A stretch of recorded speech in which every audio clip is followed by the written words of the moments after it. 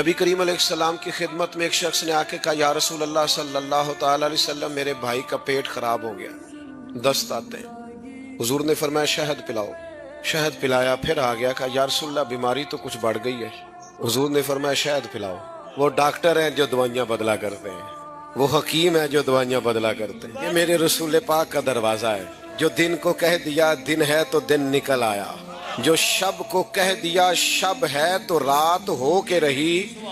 खुदा ने उनकी जुबां को वो इख्तियार दिया, जो निकली मुंह से उनके वो बात हो के रही। या रसूल अल्लाह दस्त बढ़ गए, फरमाया शहद पिला। फिर आ गया तीसरी दफा, हुजूर दस्त बढ़ गए। हुजूर ने फरमाया शहद पिला। उसने फिर कहा हुजूर वो तो उसके तो पेचस पड़ गए। तो करीम महबूब फरमाने लगे, तेरे भाई का पेट झूठ बोलता है, अल्लाह का रसूल सच कहता है।